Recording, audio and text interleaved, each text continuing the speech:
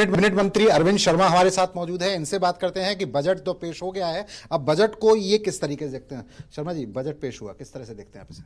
देखिए, हमारा केंद्र सरकार का पिछले लगभग 10 साल से जितने भी बजट आए हैं वो लोगों के, आम लोगों के जनहित के, गरीबों के जनहित के, युवाओं, किसान हो, खेती और मजदूर हो, एससी, बीसी, ओबीसी, सबके जनहित के, आम लोगों के जनहित के बजट आए। और पिछले सालों में जिस तरह से देश की अर्थव्यवस्था इंटरनेशनल लेवल पर हमारे भारत की जो अर्थव्यवस्था है जितनी तेजी से ग्रो कर रही है, मेरा ख्याल में ऐसे उदाहरण कहीं देखने को नहीं मिले होंगे। माननीय प्रधानमंत्री मोदी जी के नेतृत्व में निर्मला सीतारमण जी ने जो अब की बार जो बजट दिया है उसका खास फोकस रहा है युवा, किसान, नारी शक्ति और गरीब। इसमें आप देखेंगे, आप हर तबका कवर हो जाता है। और इसमें किसानों के लिए जैसे कि लिखा गया है, बताया गया है कि जो क्रेडिट लिमिट है वो 3 से बढ़ा करके 5 लाख कर दी। तो महिला शक्ति के लिए भी अलग अलग जो प्रोग्राम, इसमें समय समय पर अलग अलग प्रोग्राम आते हैं। तो नरेंद्र मोदी जी, माननीय प्रधानमंत्री जी का फोकस है, जैसे पिछली बार जो बताया था प्रधानमंत्री जी ने, अब की बार भी राष्ट्रपति जी ने अपने अभिभाषण में कहा कि 25 करोड़ लोगों को गरीबी रेखा से बाहर निकालने का काम प्रधानमंत्री जी के दिशा निर्देश, उनके नेतृत्व में हुआ। तो सरकार का हमेशा फोकस गरीबों को ज़्यादा से ज़्यादा, गरीब कल्याण की योजनाएं, किसानों की कल्याण की योजना, युवाओं के लिए पारदर्शिता, युवाओं के कल्याण की योजना, खिलाड़ियों के लिए, हर कैटेगरी के लिए केंद्र सरकार कोई ना कोई ऐसी योजना लेकर के आती है। और यही एक कारण है कि केंद्र में तीसरी बार माननीय प्रधानमंत्री नरेंद्र मोदी जी के नेतृत्व में जो सरकार बनी है, यही एक सबसे बड़ा कारण। आप देखें, स्लैब जो है, टैक्स के जो स्लैब रेटों में भी अलग अलग तरीके से बदलाव किए गए हैं। नौकरी पेशे वालों को कितनी राहत दी गई है? लगभग 12 लाख से भी ऊपर जो है नौकरी पेशे वालों को राहत दी गई है। उनको रिबेट मिलेगा, उनको पूरा छूट मिलेगा, लगभग 75,000 रुपये का उनको लगभग जो है छूट मिलेगी। तो ये सारा पूरा, मैं कहता हूँ, middle class, lower middle class और गरीबों के लिए और वैसे तो आम जनता के लिए, देश की आम जनता के लिए, देश के नागरिकों के लिए बहुत बेहतरीन बजट है। आमतौर पर मध्यम वर्ग की नज़रें जो हैं वो बजट पर बहुत रहती थी और मध्यम वर्ग चाहता था कि लोअर क्लास के लिए काफ़ी काम होते हुए नज़र आते हैं, अपर क्लास के लिए काम होते हुए नज़र आ रहे हैं, लेकिन मध्यम वर्ग कहता था कि बजट में हमें क्या मिला। अब 12 लाख अगर टैक्स पेयर, 12 लाख की जो राशि है अगर उसको नील कर दिया जाता है 12,75,000 सैलरीड क्लास के केस में, तो ये कितना बड़ा कदम मानते हैं? क्योंकि अब से पहले ये सीमा केवल 7 लाख थी। देखिए, मैं तभी तो कहता हूँ कि मध्य वर्ग में मेरा ख्याल काफ़ी तबका सरकारी नौकरियों में है, कहीं ना कहीं नौकरी पेशा है। और इससे बड़ी राहत क्या होगी? 7 लाख से बढ़ा करके 12 लाख से भी ऊपर कर दिया है, जो स्लैब जो कर दिया है, इससे बड़ी मैं कहता हूँ राहत नहीं हो सकती। मैं माननीय वित्त मंत्री जी का भी, निर्मला सीतारमण जी और मोदी जी का भी तहे दिल से धन्यवाद देता हूँ कि वो सबका ध्यान रखते हुए, मैं कहता हूँ मोदी जी की एक सोच रहती है हर एक का। कल जब मोदी जी का आपने कल जब पार्लियामेंट जब शुरू हुआ तो मोदी जी ने जो शुरुआत की तो माँ लक्ष्मी से शुरुआत की कि माँ लक्ष्मी की विशेष कृपा गरीबों के ऊपर और मिडिल क्लास और इन सब के ऊपर माँ लक्ष्मी की विशेष कृपा रहती। इसका मतलब तो बजट जो आया है उसमें माँ लक्ष्मी की विशेष कृपा इस पर रहने वाली। लोग इसे मास्टर स्ट्रोक बता रहे हैं। देखो, मोदी जी मास्टर स्ट्रोक तो उसको कहते हैं जो एक टाइम मारा जाता है, एक टाइम जो मारा जाता है उसको मास्टर स्ट्रोक कहते हैं। मोदी जी का स्ट्रोक जनहित में, बार बार जनहित में मास्टर स्ट्रोक नहीं, उनका ध्यान है, उन्होंने सिस्टम को देखा हुआ है। तो ये तो उनका हमेशा लंबे समय तक चलने वाली ये इनकी नीति। और उस चीज़ का भी ध्यान रखते हुए कि 2047 का भारत, ये बेस है, ये बेसिक चीज़ें हैं। 2047 का भारत, आत्मनिर्भर भारत, आपका विकसित भारत, उन सारी चीज़ों को देखते हुए उस सपने को साकार करने के लिए प्रधानमंत्री नरेंद्र मोदी जी निरंतर प्रयासरत हैं। अच्छा, इंश्योरेंस सेक्टर की अगर हम बात करते हैं तो हम देखते हैं कि आज का जो बड़ा तबका है वो इंश्योरेंस से जुड़ा हुआ है। इंश्योरेंस बहुत मायने रखता है चूंकि जिस तरीके का माहौल है, तो इंश्योरेंस में भी एफडीआई बढ़ाने की घोषणा हो रही है। देखो इंश्योरेंस, देखो पहले इंश्योरेंस आप देखेंगे, पहले सिर्फ एलआईसी हुआ करती थी, एक समय था। अब आप देखें कितने प्राइवेट प्लेयर्स उसमें आ गए हैं। तो जितना इंश्योरेंस में कंपटीशन होगा वो सब जनहित के लिए, आम लोगों के लिए उतना बेहतर है। और बहुत अच्छे तरीके से इंश्योरेंस सेक्टर ग्रो कर रहा है। पहले आप किसानों के लिए आप देखेंगे, किसान फसल बीमा योजना अब कितनी बड़ी योजना बन गई है। अब ये किसानों को बिल्कुल किसी तरह की भी चिंता करने की जरूरत नहीं है।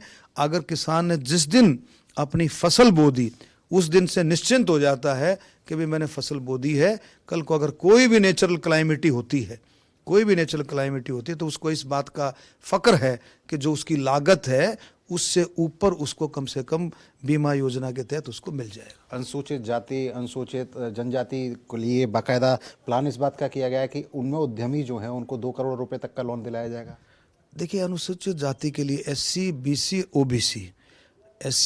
ओबीसी उनके उत्थान के लिए बहुत तरह की योजनाएं केंद्र सरकार की चलती हैं। और फिर राज्य सरकारें भी, जहाँ जहाँ भारतीय जनता पार्टी की सरकारें हैं वहाँ राज्य सरकारें भी बहुत अच्छी योजनाएं देती हैं।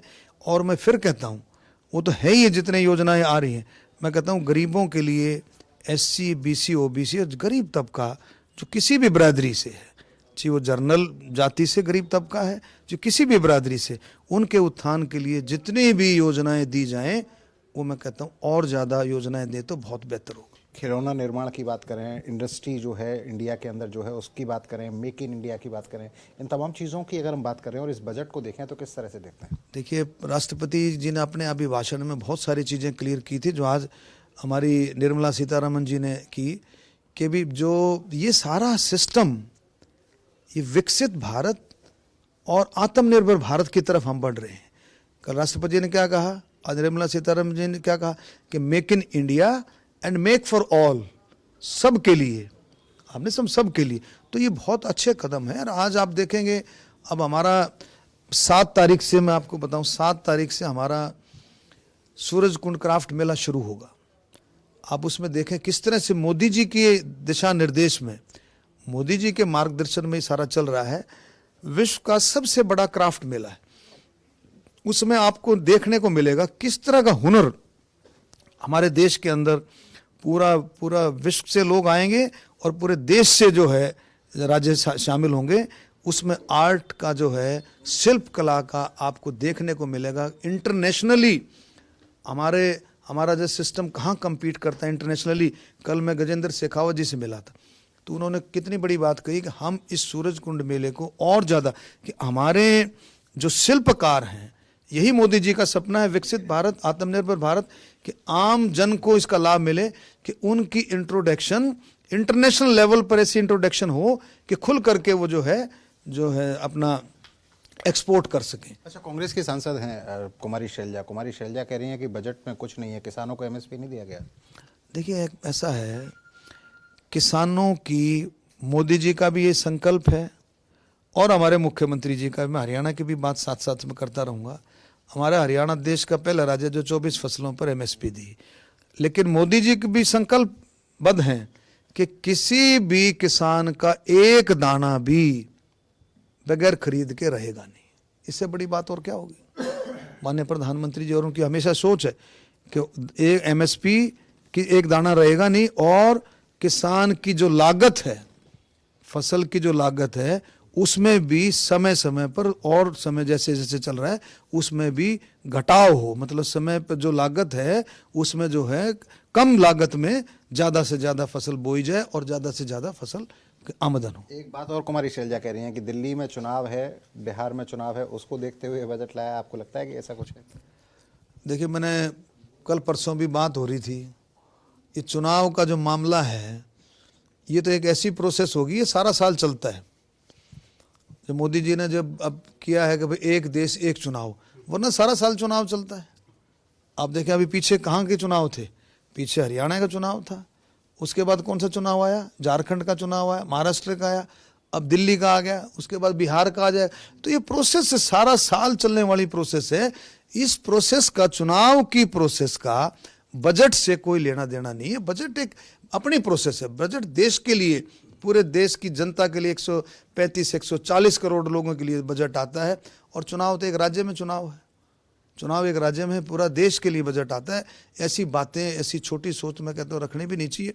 और विपक्ष का काम तो इस बजट में तो कुछ मेन मेक निकाल नहीं सकते, क्योंकि पता है कि ये किसानों के भी हित का बजट है, ये गरीबों के हित का बजट है, ये SC BC OBC के हित का बजट है, युवाओं के हित का बजट है, महिलाओं के हित का बजट है। तो वहाँ तो मेन मेक निकलेगा नहीं। व्यापारियों के हित का बजट है, छोटे बड़े व्यापारी कर्मचारियों के हित का बजट है, तो वहाँ निकलेगा। लेकिन कुछ न कुछ निकालने की विपक्ष की अपनी नीति रहती है। अच्छा, अब चूंकि दिल्ली की बात आई गई है तो पूछ लेता हूँ, दिल्ली के चुनाव में आप लगातार सक्रिय भूमिका निभा, क्या माहौल देख रहे हैं दिल्ली का?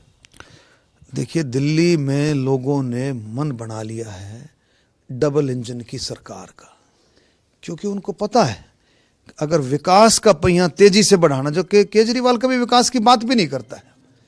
अब देखें, माँ यमुना के लिए उसने कितनी बड़ी बात रखी थी 2020 में कि अगर मैं यमुना को सफाई नहीं कर पाया तो मैं वोट मांगने भी नहीं आऊंगा।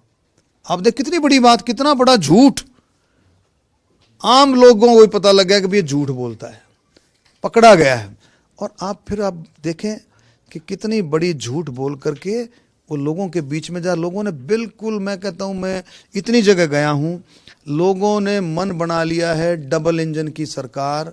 और अब की बार इसके झूठ का पर्दाफाश लोग करेंगे और मोदी जी के नेतृत्व में डबल इंजन की सरकार, भारतीय जनता पार्टी कमल खिलाने जा रही है। बिल्कुल चारों तरफ दिल्ली में कमल खिलेगा। केजरीवाल ने एक बहुत बड़ा आरोप लगाया, चूंकि आप हरियाणा के मंत्री हैं तो आपसे पूछना बनता है, बड़ा आरोप लगाया। उन्होंने कहा कि यमुना के जल में जहर मिला दिया है हरियाणा ने।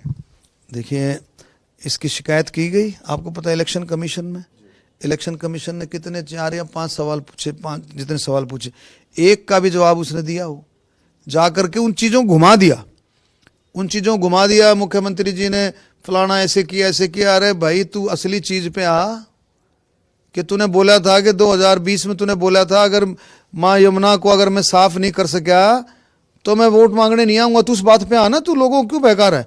वो देखो कितने गंदगी के जो है गाजीपुर में, देखो हमारे करनाल बाईपास पर देखो, उसका भी उसने संकल्प किया था, वायदा किया था, भाई इनको मैं साफ करा दूंगा, गंदगी छोड़ूंगा नहीं।